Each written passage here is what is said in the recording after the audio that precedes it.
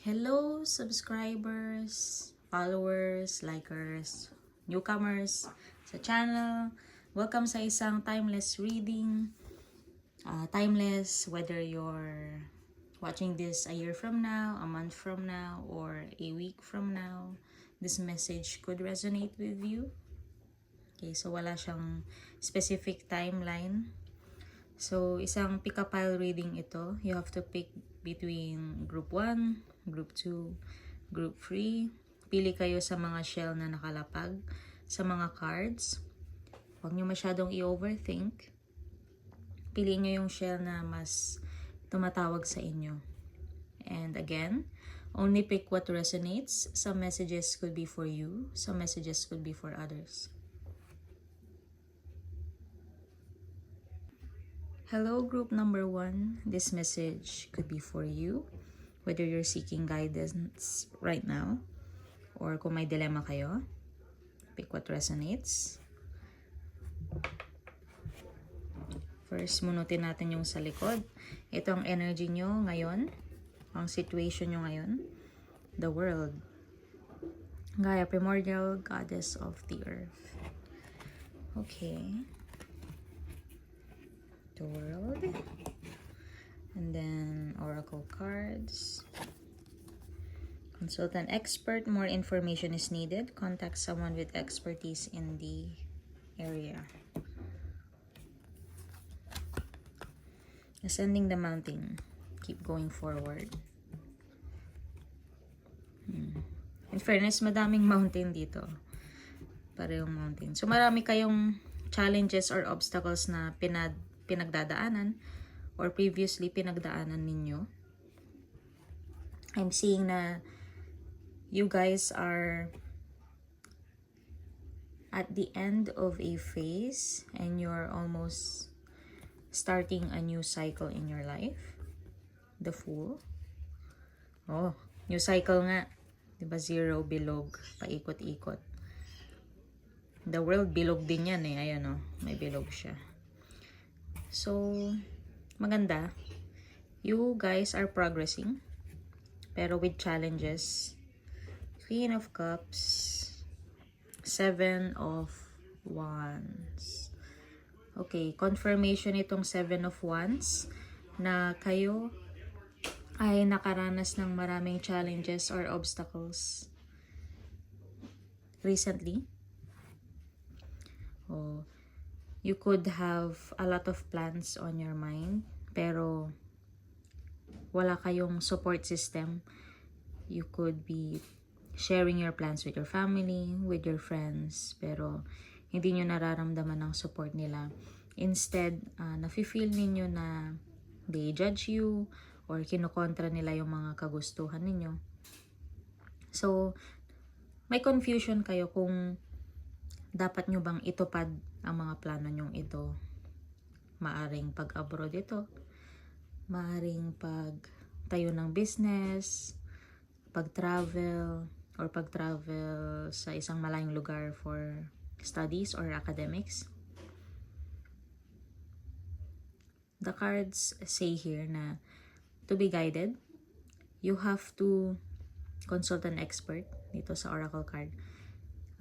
Pagtanong kayo sa mga taong established na or may experience na. Kunwari gusto nyong pumasok sa isang country for work, mas mainam na magtanong kayo sa nakatira na doon, nakakilala ninyo. Tanungin nyo kung kamusta yung cost of living, kamusta yung minimum wage, or kamusta yung economy doon, kamusta yung culture, kung fit ka ba doon, yung food, and that. For those at work, kung gusto nyong pumasok sa isang company locally, you can ask or search reviews online kung kamusta yung work environment. If i-relate naman natin sa love, some of you are undergoing hardships pagdating sa love life nyo. Maaring kulang sa pera or may mga problema with kids, may mga sakit ang kids or a kid na kailangan gastusan, maaring kailangan nyo mag-travel or mag-move somewhere pero nahihirapan kayo mag-start, you should consult, ayun nga, an expert. If you may need to pay a bit para makakuha ng guidance niya. So, once you are full of knowledge or nakuha nyo na yung knowledge dun sa expert ninyo, you should have the courage to pursue your goals. Kasi, you are guided naman eh. I don't see any bad luck here. I see na you are guided by the universe to start this new path. Kailangan nyo lang ng konting push and encouragement.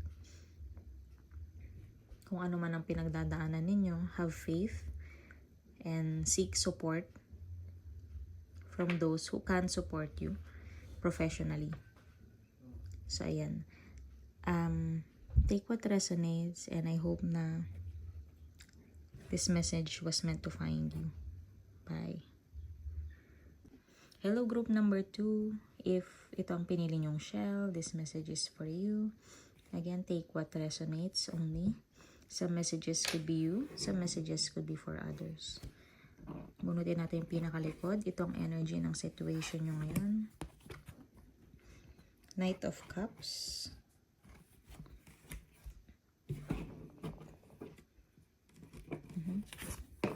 Oracle card. Ready, set, go. Now is the perfect moment to dive in and embrace your heart's desire. Well, very emotional situation yung ngayon. Wondrous universe, walk in beauty. Okay. King of Pentacles. Nine of Wands. Judgment. Okay, wow. So, I see na you could be facing a dilemma pagdating sa isang aspect of your life. May pinagpipilian kayo or someone is offering you isang magandang offer pero may hesitation kayo. Ang nafe-feel ko rito is you have built something right now na matagal nyo nang pinaghirapan or pinagtsatsagaan.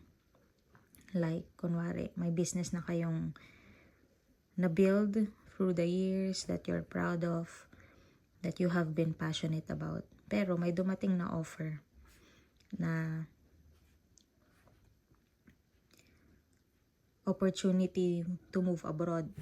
So that would mean you would leave your hard-earned or hard-worked na business behind.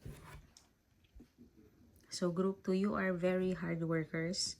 You have been successful sa inyong mga ventures. Pero may dumarating na bago or pampalito na option.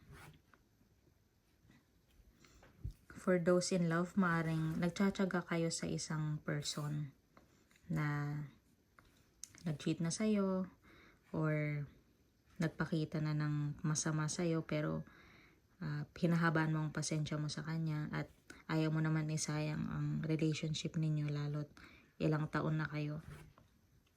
I see naman may dumarating na someone else who will sweep you off your feet. And although gusto mo siya, magandang loob mo sa kanya, nanghihinayang ka sa kung anong meron ka ngayon. For those in career, maring happy na kayo locally sa trabaho ninyo or happy na kayo sa isang company na pinag-workan nyo. Matagal na kayo rito. Although, ang workload ay dumadami. Kasi na may mas generous na nagbibigay sa inyo ng offer. Mas malaki ang offer. Tapos, yung mga work responsibilities ay outside of your comfort zone. So, it's like you're starting anew and you will learn new skills. Kaya medyo uncomfortable kayo doon sa bagong offer. I see na this is a go sign. You should follow your heart's desire. Kasi, maaring what's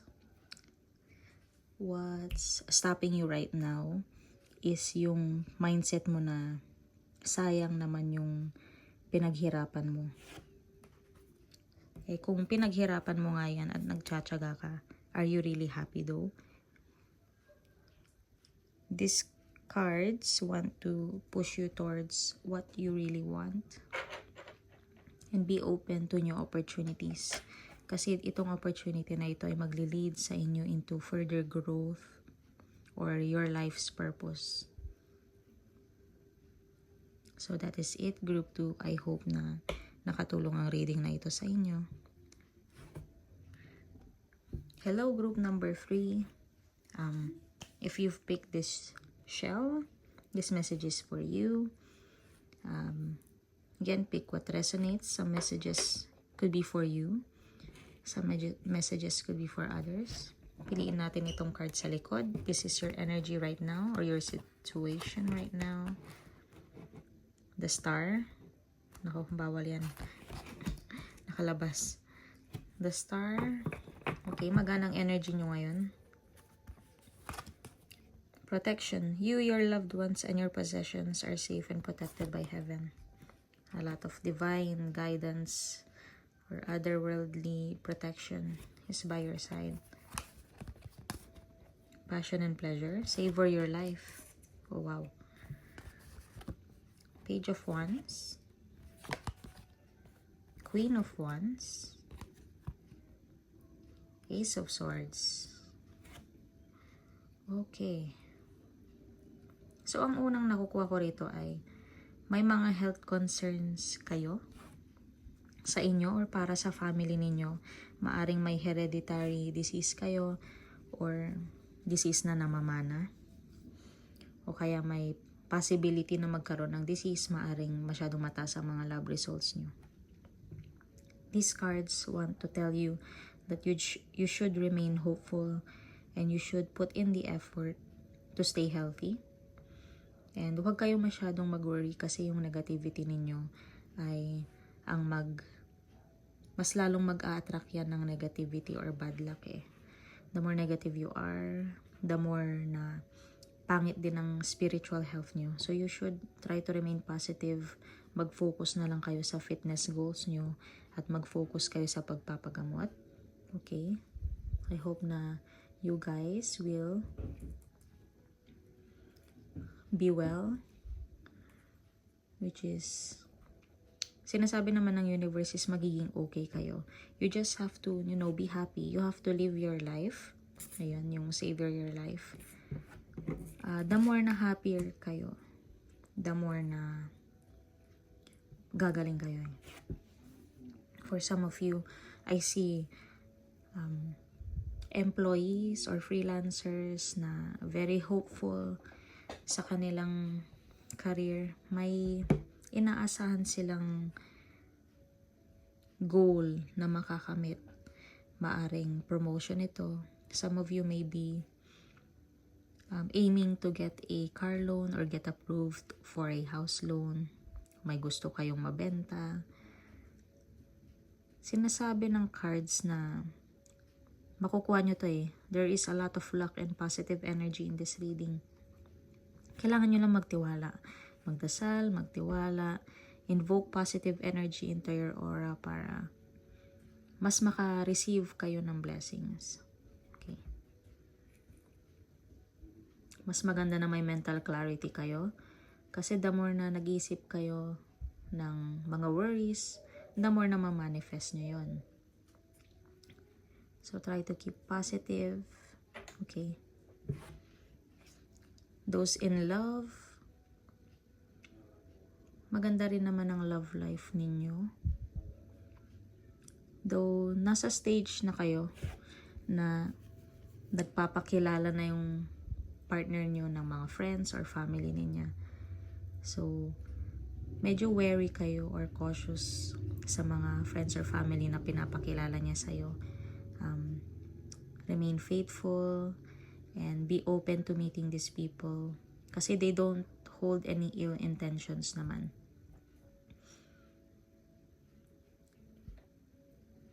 What else am I getting? Sa mga may creative projects or plans, mga gusto mag-start na ng vlogging, ng